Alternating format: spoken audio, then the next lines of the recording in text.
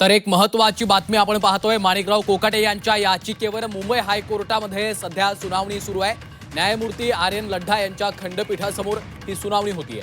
ज्येष्ठ वकील रवी कदम हे माणिकराव कोकाटे यांची बाजू मांडणार आहेत, तर अनिकेत निकम देखील कोकाटेंचे वकील आहेत। तर श्रीशैल्य देशमुख हे विशेष सरकारी वकील सरकारची बाजू मांडतायत। सदनिका गैरव्यवहाराच्या प्रकरणामध्ये नाशिक सत्र न्यायालयानं कोकाटे यांना ठोठावलेली शिक्षा नाशिक जिल्हा न्यायालयानं कायम ठेवलेली आहे। 2 वर्ष कारावास आणि 10,000चा दंड अशा या शिक्षेचं स्वरूप आहे। आणि त्या विरोधात माणिकराव कोकाटे यांनी मुंबई हायकोर्टामध्ये धाव घेतली होती, त्यावर आता सुनावणी सुरू झालेली आहे। हायकोर्टाच्या आता या निकालाकडे देखील आपलं लक्ष लागलेलं असणार आहे आणि नेमका आता कोर्टामध्ये काय युक्तिवाद केला जातोय या संदर्भातचे अधिकचे अपडेट्स घेऊयात। आमचे प्रतिनिधी ज्ञानेश सावंत सध्या आपल्यासोबत थेट जोडले गेलेले आहेत। ज्ञानेश, युक्तिवाद सुरू आहे, हायकोर्टाच्या निर्णयाकडे अर्थातच लक्ष लागलेलं आहे। कशा पद्धतीने युक्तिवाद केला जातोय दोन्ही बाजूने आणि नेमके काय महत्त्वाचे मुद्दे युक्तिवादात मांडले जात आहेत?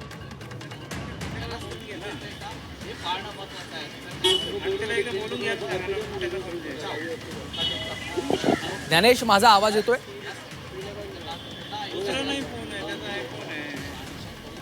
तर आपण पुन्हा एकदा ज्ञानेश यांच्याशी संपर्क साधण्याचा प्रयत्न करूयात। या घडीची एक महत्त्वाची बातमी आपण पाहतोय।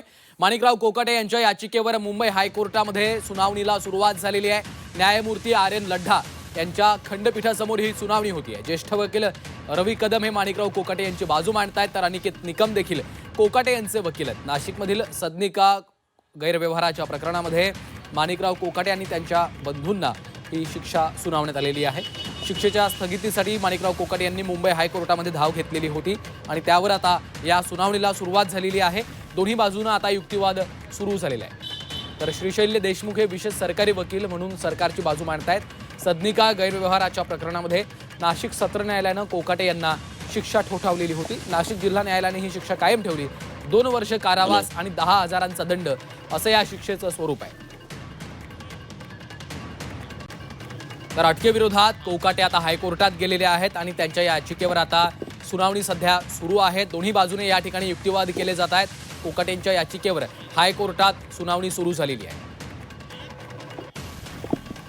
सदनिका गैरव्यवहार प्रकरणामध्ये त्यांच्या विरोधात अटक वॉरंट जारी झालेलं आहे आणि त्या विरोधात त्यांनी आता हायकोर्टामध्ये धाव घेतलेली होती। तिथं आता सुनावणी सुरू झाली आहे। पुन्हा एकदा जाऊयात, ज्ञानेश सावंत आमचे प्रतिनिधी सध्या आपल्यासोबत जोडले गेलेले आहे। ज्ञानेश, आपण पाहतोय अटक वॉरंट जारी झाल्यानंतर त्यांनी मुंबई हायकोर्टाचे दरवाजे ठोठावलेले होते। आता सुनावणीला सुरुवात झालेली आहे। दोन्ही बाजूकडनं युक्तिवाद केला जातोय। काय नेमका युक्तिवादातले महत्त्वाचे मुद्दे आहेत ज्ञानेश?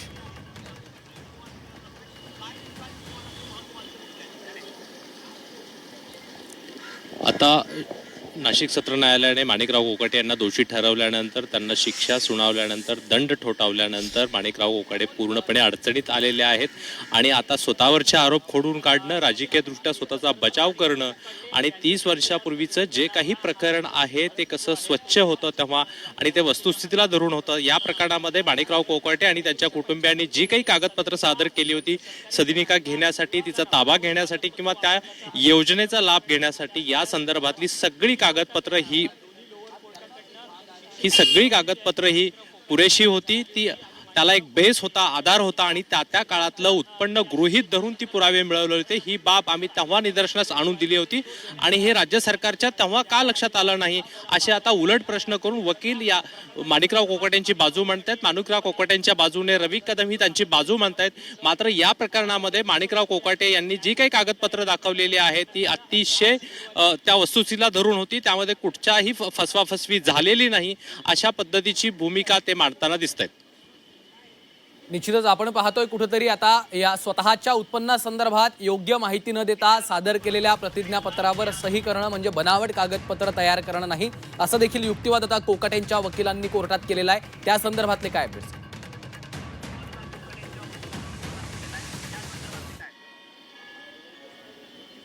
आता कोकाटेंच्या बाजूने जे कोणी बाजू मांडतायत रवी कदम, त्यांना आता वेगवेगळ्या पद्धतीने सरकारलाच आरोपीच्या पिंजऱ्यात उभं करताना दिसत आहेत। सगळ्यात महत्त्वाचं आहे त्यांच्यावरती की या शिक्षेला स्थगिती मिळवणं आणि माणिकराव कोकाटेंना आता तात्पुरता त्या प्रकरणामध्ये दिलासा मिळवून देणं, या संदर्भामध्ये ते आपली बाजू मांडतात। त्यासाठी पहिल्यांदा त्यांना या संदर्भात जे काही माणिकराव कोकाटेंनी आपली मूळ कागदपत्रे सादर केली होती या योजनेचा लाभ घेण्यासाठी, जेव्हा हा फ्लॅट त्यांना हवा होता किंवा मिळवलेला आहे, तर त्याची जी जी काही कागदपत्र आहेत ती कशी वस्तुस्थितीला धरून येते हाच सगळ्यात महत्त्वाचा मुद्दा त्यांचा आहे आत्ता. आणि त्या काळामध्ये 89 आणि 90च्या सुमारास त्यांचं उत्पन्न हे केवळ 2500 रुपये होतं असं त्यांनी आपल्या पहिल्या युक्तिवादाला सुरुवात करताच त्यांनी मांडलेलं आहे.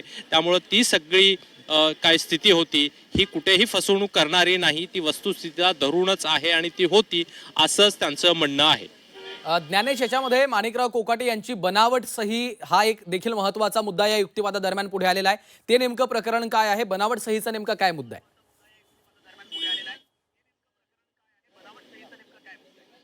आता बनावट सहीच्या संदर्भामध्ये त्यांना या संदर्भामध्ये वकील आपली बाजू मांडताना वारंवार त्यांना पटवून देतात की ही सही त्यांच्या संदर्भातली नाही आणि ही बाब तेव्हा का लक्षात आलेली नाही, ही बाब तेव्हाच सरकारच्या निदर्शनास यायला हवी होती. या कागदपत्रांची पडताळणी करणाऱ्या यंत्रणेच्या लक्षात यायला होती.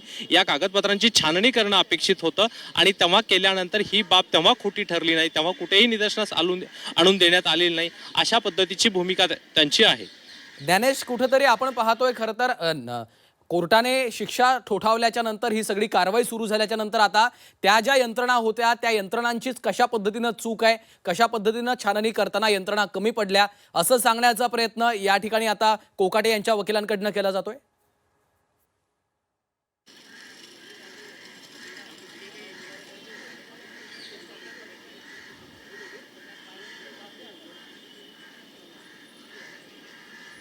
ज्ञानेश, आवाज येतोय?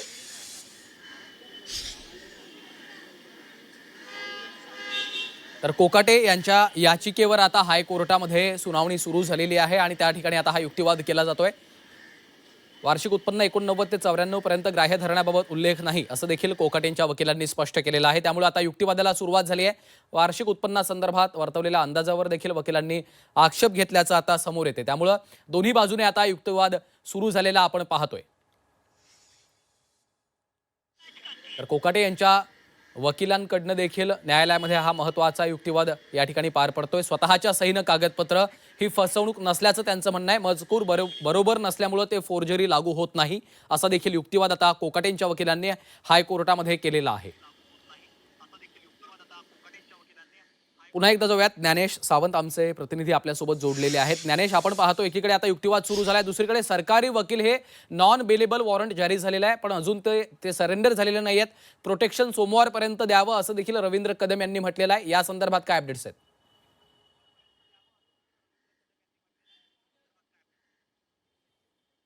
आत्ताच्या स्थितीमध्ये माणिकराव कोकाटे यांच्यावर उपचार सुरू आहेत आणि ह्या स्थितीमध्ये ते आता पोलिसांपुढे येऊ शकत नाहीत किंवा ते हजर होऊ शकत नाहीत, अर्थात सरेंडर होणार नाहीत अशी स्थिती असल्याचं दाखवून देऊन आता या संदर्भामध्ये नॉन बेलेबल याला जामीन नसल्यामुळे आता वकिलांची बाजू एकच राहणार आहे की त्यांना पूर्णपणे अटकेपासून लांब ठेवणं, अटकेपासून दिलासा देणं या संदर्भामध्ये त्यांची भूमिका आहे. पुढच्या 2 दिवसांमध्ये 3 दिवसांमध्ये ही सगळी प्रक्रिया होईल आणि तोपर्यंत त्यांना दिलासा देण्यात यावा यासाठी त्यांचे आता युक्तिवाद सुरू आहे. त्यासाठी ती आपली भूमिका मांडताना दिसत आहे. माणिकराव कोकाटे यांना शिक्षा ठोठावल्यानंतर त्यावरच आता आक्षेप घेतला जातोय का? कारण आपण पाहतोय आर्थिक परिस्थिती तशीच राहत नाही, ती कमी जास्त होत असते, ती बदलत असते. अशा पद्धतीचा युक्तिवाद देखील केला जातोय. त्यामुळं निकालात केवळ कोकाटे यांच्या आर्थिक परिस्थितीचाच अंदाज बांधलेला आहे आणि सत्र न्यायालयाच्या एकंदरीत निकालावरच आता आक्षेप घेण्याचे प्रयत्न सुरू आहेत का?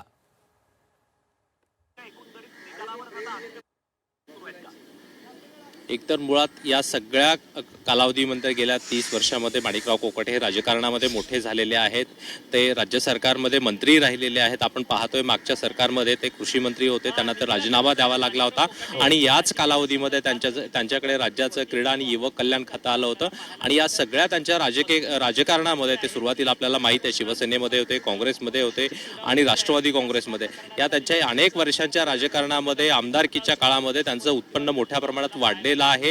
या नव्या ताज्या ॲफिडेव्हिटमध्ये त्याच्या दिसून आलेलं आहे. साधारणपणे 2024च्या ॲफिडेव्हिटमध्ये निवडणुकीमध्ये विधानसभेच्या त्यांनी सादर केलेल्या ॲफिडेव्हिटमध्ये त्यांचं उत्पन्न वाढल्याचं दाखले. या सगळ्या संदर्भामध्ये आता नवे पुरावे घेऊन, नवं उत्पन्न घेऊन जुन्या उत्पन्नाचे आकडे याची एक जुळवणी केली जात आहे आणि एवढ्या कालावधीमध्ये हे उत्पन्न वाढलेलं नाही अशा पद्धतीने आता बोललं जातं. युक्तिवादामध्ये हाही मुद्दा पुढे येतो आहे. त्यामुळे त्या काळामध्ये हा इतकं उत्पन्न नव्हतंच असं असं देखील बोललं जातंय. मात्र ते खोडून काढताना रवींद्र कदम हे त्यांची बाजू म्हणतायत. ही वस्तुस्थिती आहे, तेव्हाचा उत्पन्नाचा दाखला आहे, याशिवाय तो उत्पन्नाच्या दाखल्याची पडताळणी झालेली आहे, याकडेही रवींद्र कदम हे न्यायव्यवस्थेचं लक्ष वेधताना दिसत आहेत. निश्चितच या सगळ्या घडामोडींवर आपलं लक्ष असेलच. तुम्ही देखील आमच्यासोबत असेच जोडून राहा. एक महत्त्वाची अपडेट आपल्याकडे येते. आपण पाहतोय कोकाटे यांच्या याचिकेवर आता सध्या सुनावणी सुरू आहे आणि दोन्ही बाजूनं तिथं युक्तिवाद केला जातोय.